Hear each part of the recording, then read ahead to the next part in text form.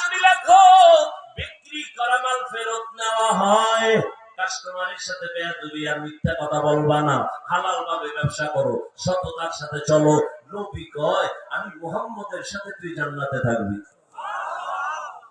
ব্যবসা করে জান্নাতে যাওয়ার রাস্তা আছে, তুমি গ্রহণ করো। তোমাকে তো বলি না বাদ দিয়ে আমি হুজুর দাও, তুসবি দাও, ফাগলি দাও। ইসলামকে তুমি এত কঠিন বানাইছো কেন? রাজনীতি করো, ইবাদত হিসাবে করো, ধান্দাবাজি চান্দাবাজি না, ইবাদত হিসাবে করো। রাসূল রাষ্ট্র চালান নাই? আবু বকর ওমর ওসমান আলী রাষ্ট্র চালান নাই? কেমন রাষ্ট্র চালাইছে? সময় নেই বলার, 1 মিনিটে বলি। হ্যাঁ, খলিফাতুল মুসলিমিন হযরত ওমর, যেই ওমরের নাম শুনলে শয়তান ভয় পায়, ওই ওমর অর্ধজাহানের খলিফা। রোম সম্রাট কয় ওমরের এত দাফত কেন? লোকটাকে গোয়েন্দা বাহিনী দেখ, ওর বডিগার্ড কত হাজার। গোয়েন্দা বাহিনী কয় ওমরের দেখলাম একা একা চলে, কোনো বডিগার্ড নাই।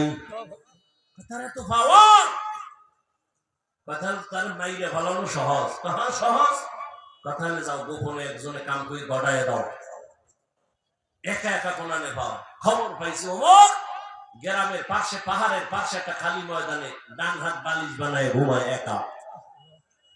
সুযোগ সন্ধানী তরবারি নিয়ে এই সুযোগ হারায় লাভ নাই, পুরস্কার রেডি। ময়দানের পাশে গিয়ে তরবারিটা খুলছে, খাম থেকে খুইলে এবার সামনে যায়, ওমরের ঘুমের মধ্যে কল্লার উপরে মারবে। 1 কদম সামনে যায়, দাঁড়ায় ভয়, কি করি, একা একা যাবো না যাবো না। এই ভাবতে ভাবতে আগাইতে আগাইতে অনেক ভেতরে গেছে। আর একটু সামনে গেলে তরবারি নিয়ে ওমরের উপরে হামলা করবে, কিন্তু না, ভূমিকম্পের মতো শরীরের মধ্যে কঁপনি শুরু হয়ে গেল। গিয়া দেখে ওমর ডান হাতে বালিশ বানাইয়া ঘুমায়, কিন্তু ওমরের চারপাশে জঙ্গলের একটা বাঘ পাহারা দিতেছে। এটা কেমনে সম্ভব? আরেক দল নিমো খারাপ আছে, প্রশ্ন করবে। এটা একটা কথা হইল, বাঘ মানুষের পাহারা দেয়। এরকম প্রশ্ন কর্মেওয়ালা ছিদ্র অন্বেষণকারী আছে না, দেখতে চলন বাঁকা, ভুল পায় না এদের নিয়ে নাচানাচি করবে। বাঘ কেমনে পাহারা দেয়? বলো আমাকে, মানুষ দামি না বাঘ দামি? হ্যাঁ, আচ্ছা আপনাদের এলাকায় গরু দিয়ে হাল চাষ করে না? করে। সত্য কথার সাক্ষী দেন, যে গরুর হাল চাষ করে সে কি বিশাল বড় ডাক্তার না সাধারণ মানুষ? নামাজও ঠিক মতো পড়ে না, জুতাও পরে না, কাদা মাদা নিয়ে ঘায় আর ঘুমায়, এই তো। আচ্ছা এই মানুষটা গরুরে বস বানাইয়া বস করিয়া চলে, গরুরে যদি এই গরু দাঁড়া, ওর ভাষায় দাঁড়ায়নি। সত্য কথা বলো, গরুরে ডাইনে কইলে যায়নি, বামে কইলে যায়। একটা বেনামাজি সাধারণ মানুষের কথা গরু শুনে? কথা বলো, শুনে। একজন সাহাবীর কথা বাঘ কেন শুনবে না? কি ভেবেছ? অন্তর এত নষ্ট কেন? আল্লাহ আমাদের প্রতি এত হিংসা কেন? এটা কেমনে সম্ভব? উজানি খান ইব্রাহিম সাহেব রহমতুল্লাহ আলাইহি, চাঁদপুর জেলা, কুমিল্লার পাশে জঙ্গল সাফ করতে গেছে, বিশাল হিন্দুদের এলাকা। গিয়ে দেখে একটা বাঘ একটা গম্বুজের নিচে বাচ্চারে দুধ দেয়। গিয়ে খায় বাঘ, মনিয়া দমাইছে, তুমি তোমার জায়গায় যাও গা। বাচ্চা কাঁদে নিয়ে দৌড়। ওই গম্বুজটা এখনো আছে উজানিতে, গেলে দেখবেন, আমি ওখানে ছাত্র। মসজিদ বিশাল, কিন্তু ওই দক্ষিণ পশ্চিম কর্নারে সেই সময়ের গম্বুজ এখনো আছে। তুমি বয়ে বয়ে এটা কেমনে সম্ভব? আল্লাহ আমার কুদরতে সম্ভব। বিশ্বাস করো না বেঈমান, করো হ্যাঁ তুই মুমিন। আল্লাহ কুদরতে অসম্ভব সম্ভব হয়, এই বিশ্বাস থাকলে মুমিন, অবিশ্বাস করলে বেঈমান। সহজ কথা। আল্লাহ মানুষকে সবকিছু মানুষের গোলাম বানায় দিছে। মুরগিরে হাঁসেরে মহিলারা ডাক দেয় না সন্ধ্যাবেলা? ও মাঠে খাইয়ে এখন ডাক দিছে, আয় আয়, ওর ভাষায় ডাক দিছে আম্মা জান। আইনি হাঁস মুরগি আইনি, বুঝো না কেন? দুনিয়া বুঝো, আখেরাতে ডাকা কেন? কপাল পুড়ছে। আল্লাহ হেদায়েত দান করুন।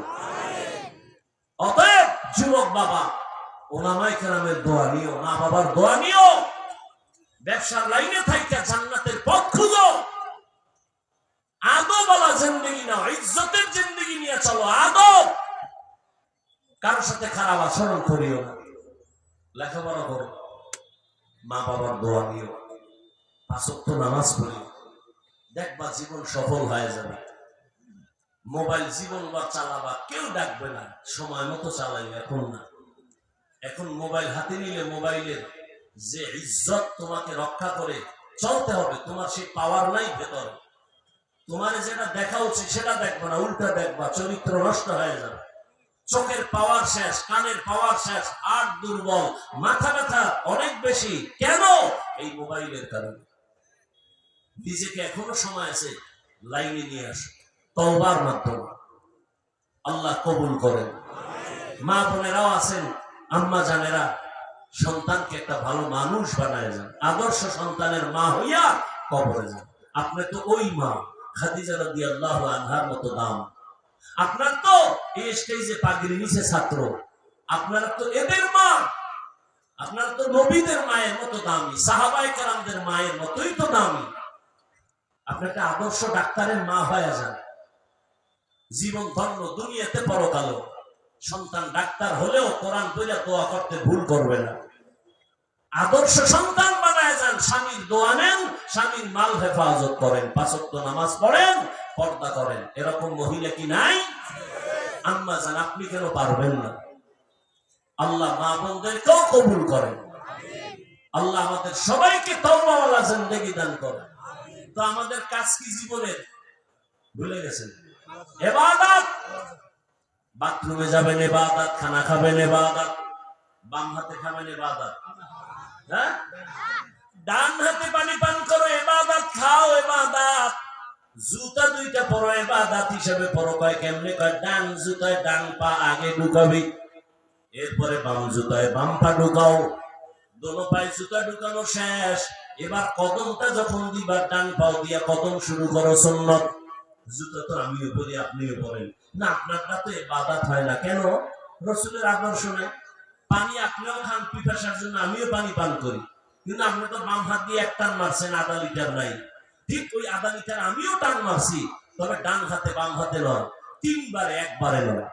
আপনার পানি পান করা হয়েছে ঠিক, পিপাসা নিচ্ছে ঠিক, ইবাদত হয় না। আর আমারটা পিপাসাও নিবারণ হয়েছে, পানিও পান করেছি, ইবাদত হয়েছে রাসূলের আদর্শের কারণে। অতএব অনুরোধ করি, তওবা করো, মা বাবার দোয়া নিয়ে চলো, আল্লাহর কাছে তওবা করো। হে আল্লাহ, জীবনে অনেক নামাজ ছাড়ছি, আর ছাড়বো না, বেপরদায় চলবো না, দাড়ি কাটবো না। মা বাবার দোয়া, ওস্তাদের দোয়া, উলামায়ে কেরামের পরামর্শ নিয়ে নবীর তরিকা মেনে চলবো। তওবা সবার নসিব হবে না রে যুবক। আল্লাহ যাকে কবুল করবেন তওবার জন্য, ওই বয়ানের শুরুতে আবু জাহেলের কথা বলছি, নবীরে দেখাও কালেমা পড়ে না, 27 বছরের যুবক নবীরে জবাই করতে গিয়ে কালেমালা হয়ে গেল।